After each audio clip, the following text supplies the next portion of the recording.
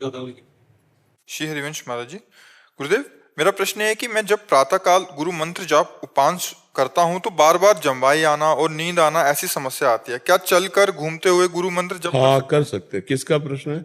हाँ कर सकते हैं, क्योंकि तमोगुण अभी नष्ट थोड़ी हो गया है, अभी शुद्ध सतोगुण थोड़ी आया है, अभी गुणातीत थोड़ी हुई, तो अपना गुण प्रभाव करेगा, तमोगुण अपना प्रभाव करेगा। इतना ही नहीं है, जप में बैठोगे तो काम वेदना आएगी, काम चिंतन आएगा, नाना प्रकार की मलिन वृत्तियां आएंगी, ये गुण अपना प्रभाव फेंकेंगे। आपको भजन में रहना है, ये धीरे धीरे सब डिलीट हो जाएंगे, शांत हो जाएंगे। ठीक है? अपराध तो जैसे वैष्णव अपराध ऐसे कुछ तो नहीं नहीं नहीं, ऐसा इससे नहीं, वो फिर भजन ही नहीं चलेगा, भजन ही नहीं चलेगा। वैष्णव अपराध जब हो जाएगा ना तो छाती जलेगी, भजन ही नहीं होगा। भगवत चरणारविंद से विमुक्ता जागृत होने लगेगी, हाय हाय मच जाएगा।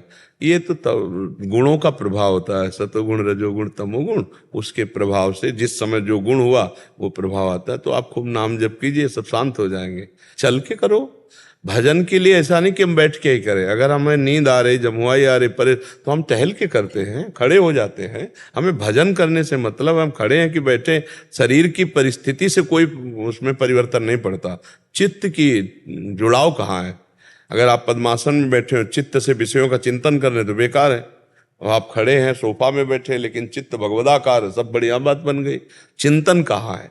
तो चिंतन अगर आपको खड़े खड़े चलने में ज्यादा बढ़िया सुविधा लग रहा है तो आप ऐसे करो, टहलते हुए भजन करो। आपका अभ्यास जैसा दृढ़ हो जाए, हाँ, उसमें कुछ ऐसा नहीं कि फल की कमी हो जाएगी। जी। सीमा जी फरीदाबाद से। राधा कृष्ण। श्री हरिवंश महाराज जी। महाराज जी, मेरा प्रश्न अनन्यता को लेकर है। गुरुदेव, हमारी श्री जी की उपासना में अनन्यता का क्या स्वरूप है? क्या हमें प्रिया और प्रीतम में भी केवल प्रियाजू के अनन्य रहना है? अनन्यता को लेकर मेरे मन में बहुत संकल्प विकल्प होते हैं, जिस कारण प्रिया प्रीतम अभी को भी भजन भेद बुद्धि करो में देखते हैं। अनन्यता का, तो अपने आप स्वरूप आ जाएगा। अभी समझ ही नहीं पाओगी अनन्यता। पहली अनन्यता तो ये समझनी है, ये क्रूरा अपि पापिनो न च सताम संभाष्य दृश्या से सर्वानुवस्थतया निरीक्ष परम स्वाराध्य बुद्धिर्मम। जो क्रूर हैं, पापी हैं, संतों से संभाषण के योग्य नहीं, उनमें भी हमारे प्रभु श्यामा श्याम विराजमान है। पहले ये देखना है। सम्मे सर्वानुवस्थतया निरीक्ष परम स्वाराध्य बुद्धिर्मम। फिर श्यामा श्याम दो थोड़ी हैं, एक प्राण, एक मन, एक वयस, एक स्वभाव। खेल के लिए दो हैं, रसो या परमानंद, एक एव द्विधा सदा। श्री राधा कृष्ण रूपाभ्यम तस्मै तस्मै नमो नमः। हमारी प्यारी जू को लालजू प्राण प्यारे हैं, लालजू को प्यारी जू प्राण प्यारी है, और हमें दोनों प्राण प्यारे हैं। तो हमारी अनन्यता श्यामा श्याम के चरणारविंद में है।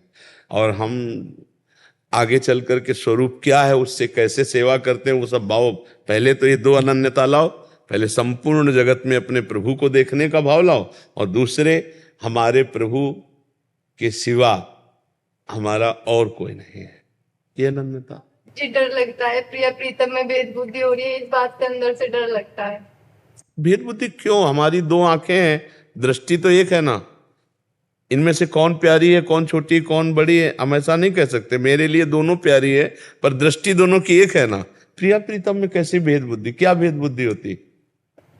ऐसा लगता है बस प्रिया जो कृष्ण कृष्ण पुकारते तो उससे लगता है कि नहीं, बस राधा ही पुकारना है कुछ। तो राधा पुकारोगी तो लाल जो मुस्कुरा देंगे, कृष्ण पुकारोगी प्रिया जो मुस्कुरा देंगे। आपको प्रिया जी की मुस्कुराहट पसंद है या लालजू की? दोनों की। तो बस फिर राधे श्याम बोलो, क्या परेशानी है? अरे ये सब मन के विलास है, दो है ही नहीं। उनकी दृष्टि में देखो, उनकी दृष्टि में देखो तो वो सब आए, उनकी दृष्टि में देखो तो वो सब आए। केवल तन है राधा और कृष्ण, मन एक है, प्राण एक है, स्वभाव एक है, रुचि एक है, अवस्था एक है, तत्व एक है। खेल में केवल राधा कृष्ण है। लालजू के हृदय का प्रेम ही श्री जी है। जो श्री कृष्ण चंद्र जू के हृदय का आह्लाद है, वही मूर्तिमान श्री राधा किशोरी जी है। कैसे कैसे अलग हो सकते हैं? नहीं। अभी क्या है कि अभी कोई भजन तो हुआ नहीं डट के, तो ऐसा मन प्रपंच रचता रहता है, प्रभु में भी प्रपंच रचता रहता है। अगर हमसे पूछो ना, तो हमें लाडली जो प्राण प्यारी है, लेकिन प्राणों से भी अधिक लालजू प्यारे हैं। क्यों? क्योंकि हमारी लाडली जू के प्राण प्यारे हैं, इसलिए हमें लाडली जू से बढ़कर लालजू से प्यार है। अपने प्यारे को जो पसंद हो ना, तो प्यारे की पसंद हमारी पसंद सबसे ज्यादा होगी, क्योंकि हमारे प्यारे को क्या पसंद है। हमारी प्यारी जू के प्राणनाथ है, हमारी प्यारी जू के सर्वस्व सुख है लालजू, तो लालजू हमारे लिए बहुत अति स्नेहाद उच्चई। अगर हम उच्च स्वर से हाँ कृष्ण पुकारते हैं तो हमारी प्यारी जो मुस्कुरा देते हैं, बस उनकी मुस्कुराहट चाहिए।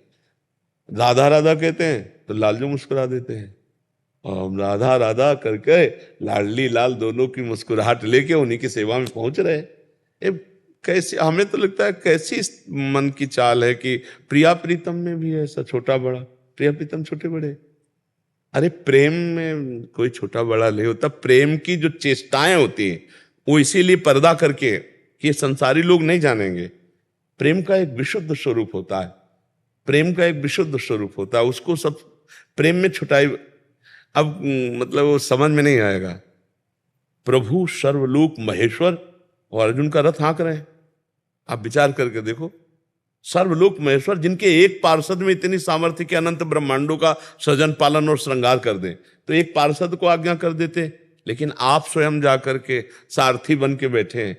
आप सोचो जरा, और वो प्रभु अगर हमारी लाडली जी के चरणों में महावर लगा रहे तो कोई आश्चर्य की बात है। वो तो भक्त की लंगोटी धो रहे हैं, अपने प्रेमी जनों के लिए क्या क्या नहीं कर रहे। तो लाडली जी तो प्रेम समुद्र लालजू के हृदय का मूर्तिमान स्वरूप, इसके लिए खूब डट के भजन चाहिए। प्रिया प्रीतम के मार्ग की बातें हम इसीलिए नहीं करते कि पहले भजन करो, पहले भोगों पर विजय तो प्राप्त करो, पहले ककारा तो सीखो परमार्थ का, तब तो आगे बढ़ो। अब सीधे प्रिया प्रीतम की बात, अब ककारा आता नहीं, पीएचडी के ग्रंथ को हल करना चाहो तो कैसे कर पाओगे। ये तो बहुत ऊंचा खेल है वृंदावन का। यहाँ न देवैर ब्रह्माद्यैर न खलु हरिभक्तैर न सुहृदा दिवीर यद्वै राधा मधुपति रहस्यम सुविदितम तयोर दासी भूत्वा तदुपचित केली रस्म हो दुरंता हा प्रत्याशा हर हर दशोर्गोचरी तुम। ये तो न बड़े बड़े देवताओं की भी जहाँ पहुंचे, वृंदावन धाम है। ये वृंदावन की लीला मत समझो गुरु को चीला, या ऋषि मुनि गए हार जपेजा राधे राधे, बस इसी से पार हो जाएगी। और प्रिया प्रीतम दो नहीं है, दो नहीं है, देखने में दो है, वो एक ही है, दो नहीं है। दो नहीं, आगे चलकर समझ में आएगा। अभी नाम जप करो, जो प्रिय लगे नाम, मत सुनो तुम और किसी की बात, जो नाम प्रिय लगे। अगर आपको राधा राधा प्रिय लग रहा है, राधा राधा जपो। जब मन कह रहा कृष्ण कृष्ण कृष्ण कृष्ण जपो। संसार का पहले चिंतन छोड़ना है, पहले प्रभु का चिंतन पकड़ना है। इन किन प्रकार जैसे हमारा चित्त प्रभु में जुड़े, जोड़ो।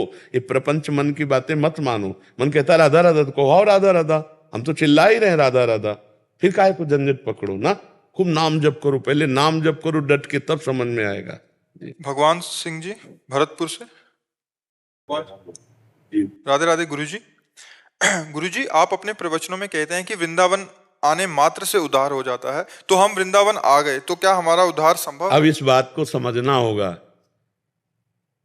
जब कक्षा प्रारंभ में विद्यार्थी जाता है और वो पार्टी छुईहा लेकर के गुंडा ऐसे खींचता है, ऐसे रकील खींच देता है, तो टीचर जानते हो क्या कहते हैं? शाबाश शाबाश, ये टॉफी लो, बहुत अच्छा। और बच्चे का उत्साह बढ़ता है। फिर इसके बाद वो साल भर अगर वो उतना ही करता रहे, तमाचा मिलता ही, टॉफी नहीं मिलती। एक साल हो गए, वही गुंडा वही रकील, नहीं समझ रहे हो ना। तो वृंदावन आ जाने का मतलब क्या है कि आप आए, आपको सत्संग मिला, सत्संग से आप अपने आचरण सुधार करें तो आपका कल्याण निश्चित, मतलब प्रारंभ यहीं से हो गया। अब आप वृंदावन आ गए हो, फिर जाके मनमानी सब पापाचरण करते हो, भजन नहीं करते, तो भगवान ने कृपा की, धाम बुलाया, सत्संग दिया, इसके बाद तुम सत्संग की अवहेलना करके पापाचरण करो तो फिर दंड की बात समझ में आएगी। जो हम कह देते हैं वृंदावन आ जाओ, एकमात्र वृंदावन का आश्रय लेने मात्र से भगवत प्राप्ति निश्चित, तो वृंदावन और भगवत प्राप्ति के बीच में जो रास्ता है वो किलोमीटर हमने नहीं बताए, वो किलोमीटर यहां बैठ के बताएंगे। वो सुन रहे हो, किसी की तरफ बुरी दृष्टि नहीं करना, मन वचन कर्म से ठीक ठाक, कोई नशा नहीं करना, गंदे आचरण। अब ये पढ़ाई शुरू, अब ये वृंदावन में पढ़ाई शुरू। अब भगवत प्राप्ति के लिए आपको तैयारी करवा रहे हैं, अब उसकी तैयारी कर लो। अब ऐसा नहीं कि एकमात्र केवल वृंदावन आ गए फिर मनमानी पापाचरण किए जाके, तो भाई फिर कैसे? चित्त संसार के चिंतन में लगा, भोगों में लगा, तो भगवत प्राप्ति कैसे? कठिन हो जाती है ना। इसीलिए कहते हैं एक बार आओ, एक बार आओगे ना तो तुम्हारे पाप नष्ट होंगे, तुम सत्संग सुनोगे, ये सत्संग आपके ऊपर चढ़ बैठेगा। आपका सुधार पक्का करेगा। जैसे वो